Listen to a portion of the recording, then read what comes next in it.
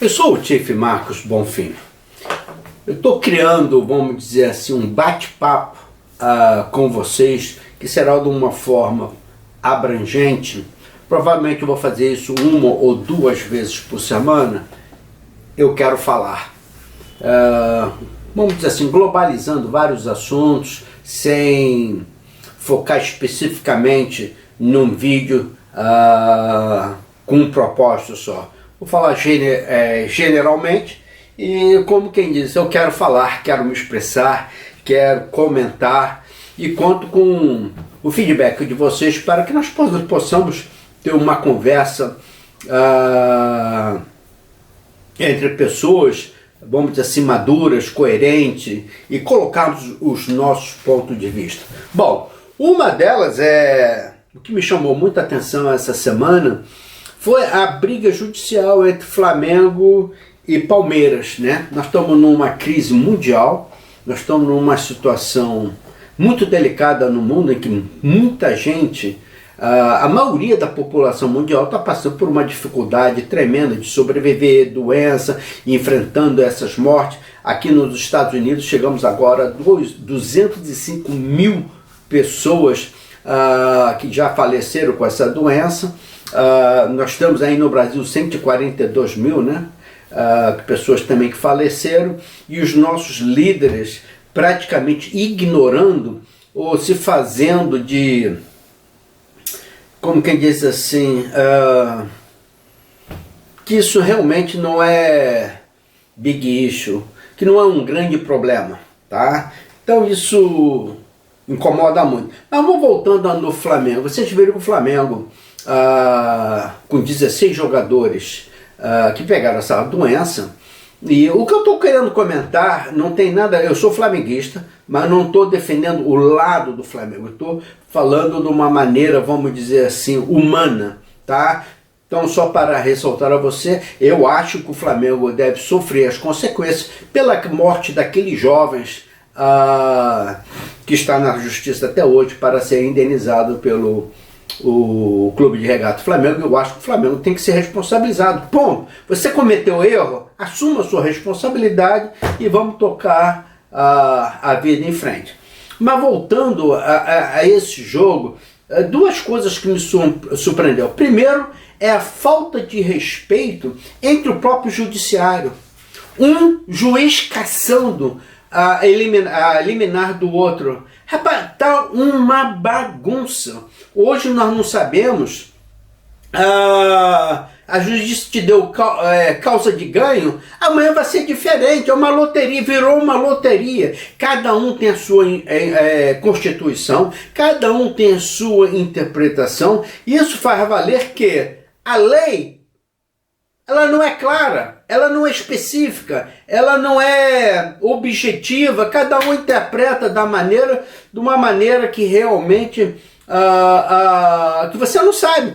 Caso do Bolsonaro, o Flávio Bolsonaro, 12 ou 13 vezes, apelou, virou uma loteria, até que cair num simpatizante dele, ou alguma razão extra, que dá uma invertida naquilo que foi julgado pela a mesma instância, por vários desembargadores, que é acima de juiz.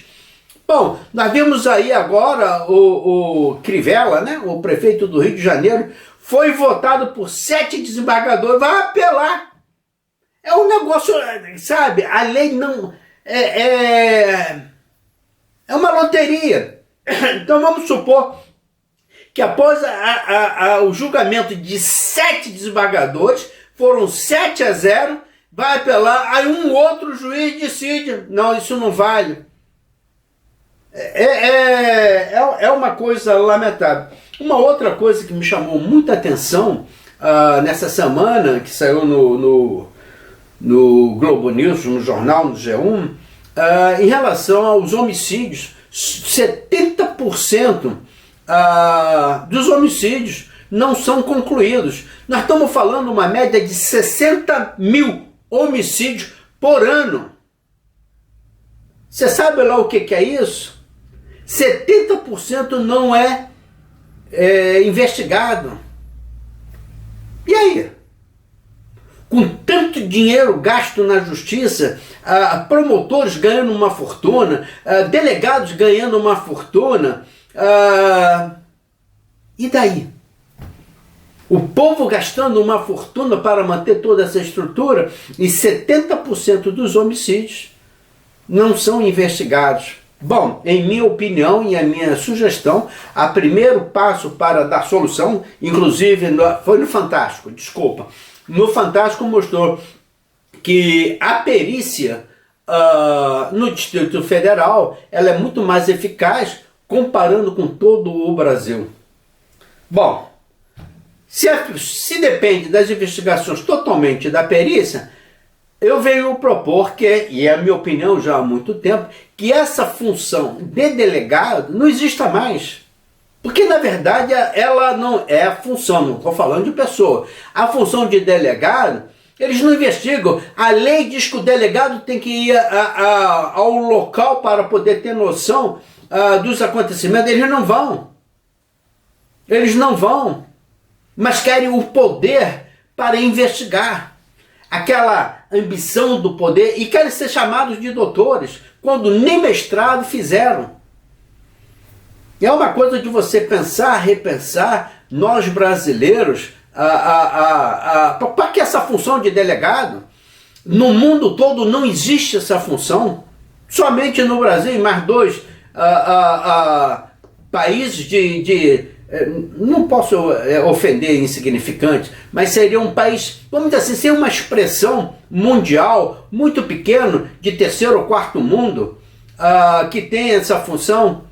Mas nós estamos falando de Brasil, um país imenso, um continente imenso, com 204 milhões de pessoas, 215 milhões de pessoas, coisa nesse sentido.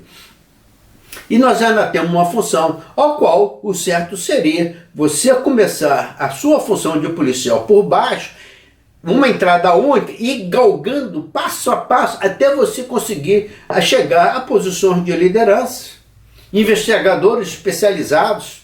Não precisa ser delegado para ser investigador.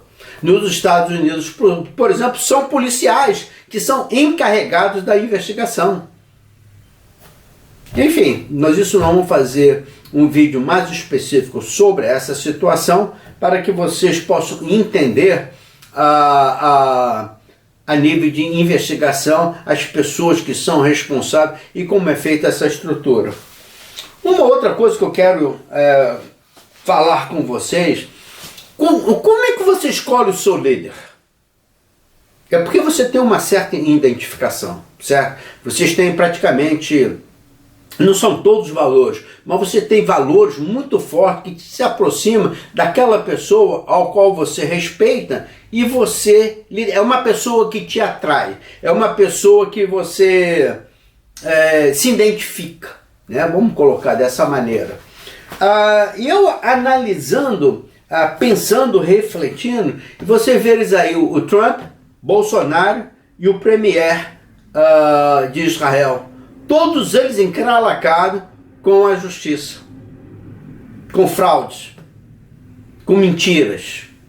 E você vê a atração um pelo outro, né? Nós estamos aí vendo agora, acabou de sair o escândalo, o Trump está devendo 421 milhões de dólares e já estão verificando, me parece que 300 milhões vem da Rússia.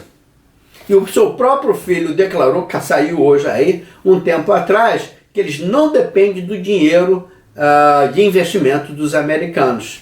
Então nós estamos já começando a concluir, reforçando uma coisa que já era antiga, que o Trump está na mão dos russos. E olha, eu já tenho falado isso, é só vocês irem no meu vídeo, até mesmo antes das eleições de 2016.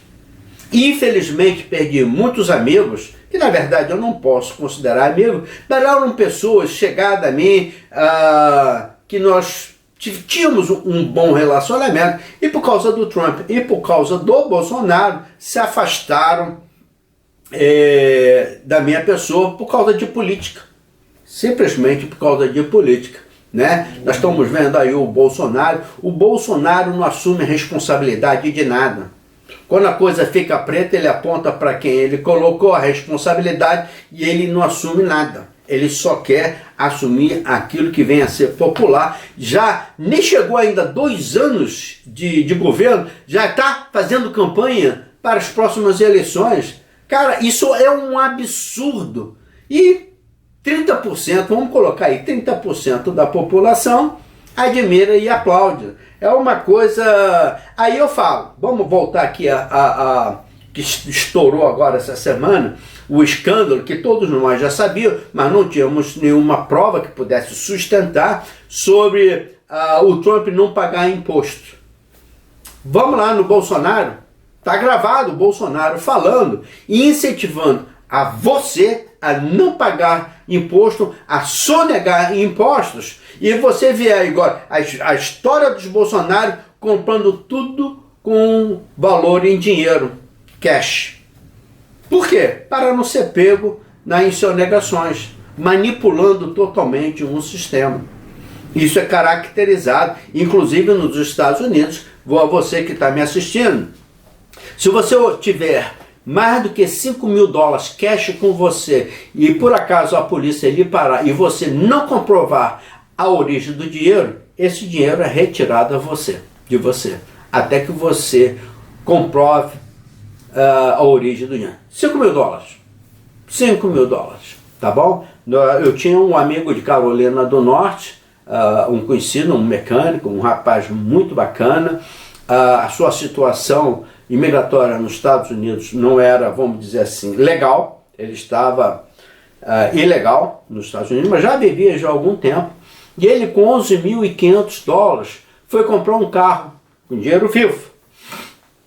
E ele acelerou demais, meteu o pé no acelerador e foi pego por velocidade acima do limite pela polícia. Quando foi feita a investigação, a polícia achou os 11.500, pediu a origem do dinheiro, ele não soube dizer a origem do dinheiro, foi preso. Foi preso, julgado e deportado para o Brasil. 3 meses depois, ele foi assassinado no Brasil. Lamentável, lamentável. Um excelente rapaz, um trabalhador, mas que infelizmente não respeitou as leis dos Estados Unidos, tanto com valor cash, não comprovou e ainda acabou sendo deportado. Então a gente vê essas coisas. O premier da Israel está respondendo processo por fraude e o julgamento parece que ainda está em andamento. O Trump, o que tem de processo contra o Trump, esperando ele largar a presidência, por fraude, é coisa séria. E o povo aplaude, o povo apoia. Não, rapaz, é muito difícil de entender isso. Mas quando pegam um ladrão de rua, querem que mate, querem que o cara aprodeça na cadeia, querem que o cara fique naquela cela com 50 pessoas. A gente vê aí alguns deputados falando muitas bobagens contra todos os direitos humanos, né? Mas quando é um bilionário, se passa apercebido. Quando é um senador, se passa desapercebido. As pessoas, eu acho que ele está a enrolar. Acha. As ações, as palavras, as mentiras, as contradições, o posicionamento. Bom, enfim. Então é isso que nós estamos vivendo. E quero chamar a atenção mais de uma coisa sobre o Eduardo Bolsonaro e a família Bolsonaro, o relacionamento que tem com o Trump. Bom, prejudicou o Brasil com a desvalorização do aço, sendo o aço do Brasil sendo bloqueado severamente. O nosso álcool foi desvalorizado, isso tudo com a permissão do Bolsonaro. Me vem um secretário de Estado fazer campanha política dentro do nosso país. E o próprio presidente Bolsonaro e seus filhos fazendo campanha para o presidente Trump nos Estados Unidos. Vocês têm ideia da consequência disso para o Brasil? Primeiro que o Trump é um canalha. Já faliu 5 vezes, pagou prostituto, o próprio advogado pessoal dele pegou 3 anos de cadeia federal por causa do Trump, e o Trump irá responder pelas mesmas acusações contra o seu advogado, que não tem como fugir disso, que ele era o mandante. O Trump, o juiz federal fechou 2 organizações agora, de imediato. Uma era uma universidade falsa, fraudulenta, e a outra era uma organização, vamos dizer assim, como se fala? Como é que se fala no Brasil? Uma organização tipo que o Lula tinha, para beneficiar as pessoas, ajudar as pessoas, e o Trump usando esse dinheiro para o seu próprio benefício. Foi fechado pelo juiz e vai responder por fraude, com a assinatura dos seus filhos fraudulentos também. Vão responder por isso, tudo isso. E agora nós temos aí, você, além dessa campanha política, nós vamos conectar 2 coisas. Uma é o meio ambiente, o ministro Salles, tá? Que foi expulso do Partido Novo. Isso já há alguns meses, desde que ele foi acusado de vários crimes, investigações de vários crimes, o Partido Novo suspendeu, não foi suspender, eu acho que mais ou menos ele se separou até que as investigações tivessem o seu término, mas chegou a um ponto que o próprio Partido Novo decidiu expulsar o ministro Salles do Partido Novo, e hoje nós estamos vendo todo esse contexto corrupto, ele sendo acusado de milhões, e continua no governo, já que o presidente Bolsonaro é tão honesto, permitir que ministro desse quilate continue no seu governo, como o representante da Câmara que está sendo investigado. Rapaz, olha, e até mesmo aquilo tudo que ele falou em campanha, fazendo o oposto, e o povo aplaudindo. Coisas, mas eu quero voltar num assunto muito interessante. O Eduardo agora está promovendo a abertura